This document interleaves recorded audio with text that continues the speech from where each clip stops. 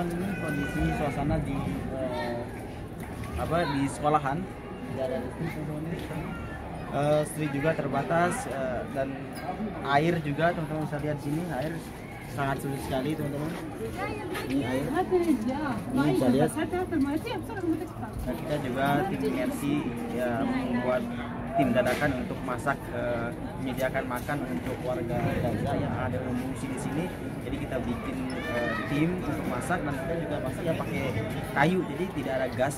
Karena juga kemarin waktu hujan senjata, kami tim MRC bergerak ke pasar melihat suasana di pasar-pasar, bagaimana sih kondisi di pasar, dan ternyata memang banyak sekali warga-warga yang sedang mengantri untuk mendapatkan gas, mendapatkan air, dan mendapatkan barang-barang yang lainnya. Memang kondisi di Gaza benar-benar krisis ya. Sampai saat ini juga kita terus mencari bahan-bahan, terutama juga cari bahan pangan ya, untuk kita masak, untuk kita sediain untuk warga yang mengungsi di sini.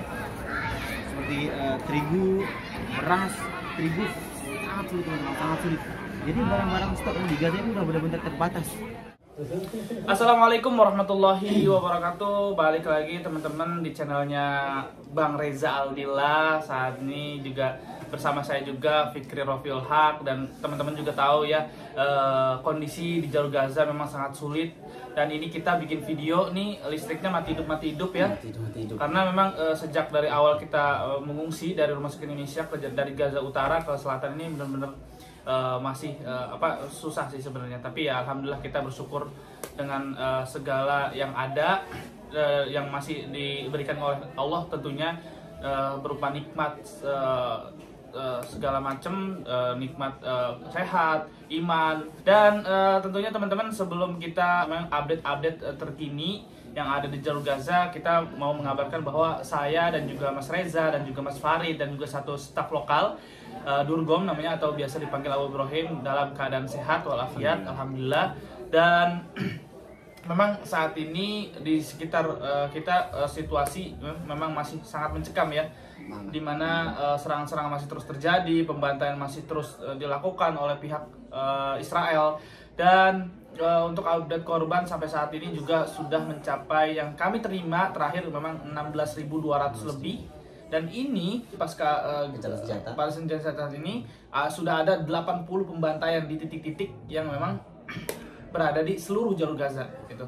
Sehingga mengakibatkan 1.200 yang terakhir. Dan ini sangat-sangat miris sekali teman-teman, karena seluruh korban meninggal ini adalah korban sipil, dan juga korban luka-luka juga sudah mencapai 42 sampai 43 ribu.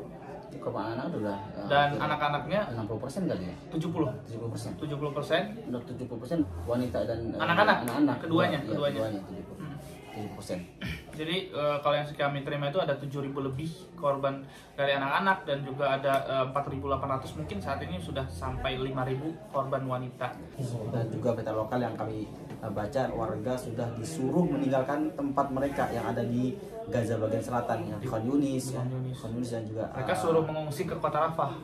Mereka ya? Itu yang saya dapatkan ya, memang sangat-sangat kita itu sudah dari utara ke selatan, selatan juga disuruh mengungsi kemana nggak tahu. Dari yang saya dapatkan iya dari orang-orang yang di kota Khan Yunis itu suruh meninggalkan kotanya ke kota Rafah, sedangkan kota Rafah ini masih juga menjadi target sasaran juga. Dan juga kalau teman-teman mengikuti berita terus, di Gaza bagian selatan juga, Rafah juga terjadi serangan di sana gitu. Jadi sebenarnya warga juga bingung sebenarnya mana lagi gitu.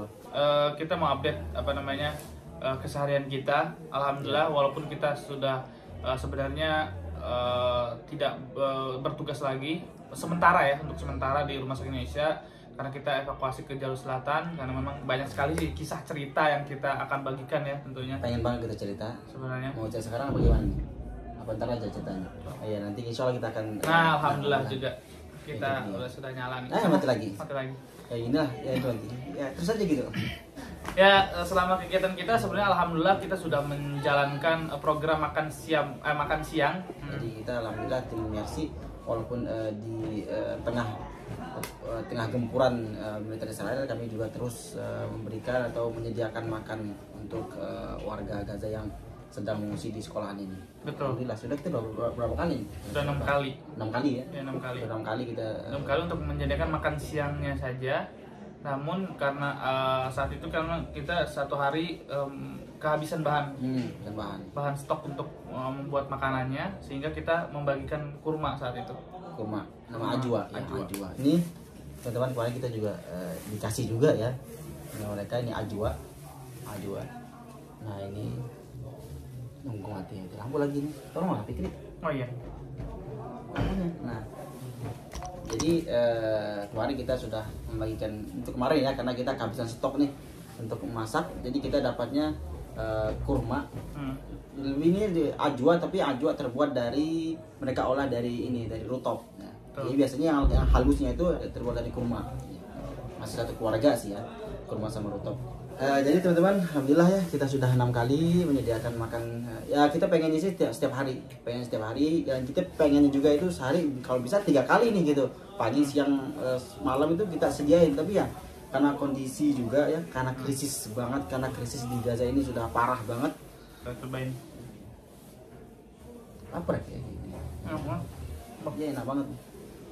Ya alhamdulillah ya, walaupun kondisi yang stok-stok yang sulit, tapi alhamdulillah kita masih terus berusaha untuk menyediakan makan. Jadi update Rumah Sakit Indonesia saat ini memang walaupun kami jauh di sana, tapi dekat di hati gitu. Ya. Kata-katanya Kak Husen ya. Dari ujung ke ujung sih kita. Walaupun kami jiwanya di Indonesia, tapi raga kami masih di Gaza kalau kata Mas Husen kalau tidak salah. Yang jelas Rumah Sakit Indonesia ini masih terus berusaha untuk beroperasional pada beroperasi ya. Dalam senjata kemarin 100 ranjang tempat tidur diberikan oleh pemerintah Palestina untuk diberikan ke Rumah Sakit Indonesia. Dan kata teman kita juga yang berjaga di Wisma, yang memang kami percayai ya, sudah sejak lama juga teman.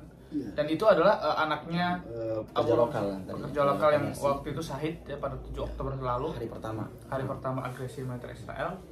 Dan beliau mengatakan bahwa rumah kita sudah nyala ya, listriknya, alhamdulillah. Dan memang berita-berita yang saya dapatkan juga rumah sakit emergensinya juga sudah nyala. Tapi kenapa? Tapi Rumah Sakit Indonesia belum bisa menerima pasien-pasien dari luar, dari bukannya pasien-pasien baru. Jadi pasien-pasien yang serangan-serangan yang terjadi di utara, terus ada korban-korban yang berjatuhan, jadi mereka langsung dilarikan ke Rumah Sakit Kamal 2, jadi nggak bisa dilarikan ke Rumah Sakit Indonesia. Betul. Dan kami berharap semoga ya Rumah Sakit Indonesia ini bisa kembali beroperasi ya, karena dan semoga juga kami juga bisa balik ke rumah sakit kembali ya, melihat suasana di sana, wisma kita. Ya. Betul. Karena memang kondisi sangat-sangat tidak memungkinkan. Karena sudah terpisah nih, Gaza Selatan sama Gaza Utara itu udah dipisah. Betul. Dari jaganya. Jadi kita ya yang udah dievakuasi dari Gaza Utara ke Gaza Selatan ya udah mantap di situ gitu loh. Jadi nggak tahu kapan bisa balikin lagi. Jadi warga-warga yang ini mayoritas yang mengungsi di sini itu warga-warga dari utara, kan? Dari Gazanya juga.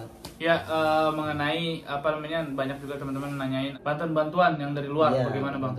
Bantuan luar sih, alhamdulillah sebagian sudah masuk ya, alhamdulillah sudah ada yang masuk, tapi yang masuk itu baru dikit ya, baru dikit dan itu juga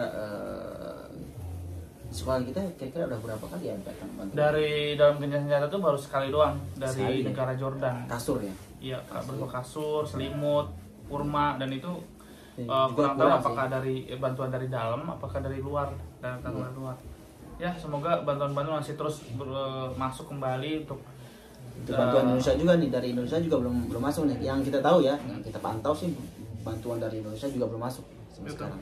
Ya mohon doa dari teman-teman semua, semoga bantuan gak hanya dari Indonesia tapi juga bantuan dari negara-negara lain juga segera bisa masuk ke Gaza.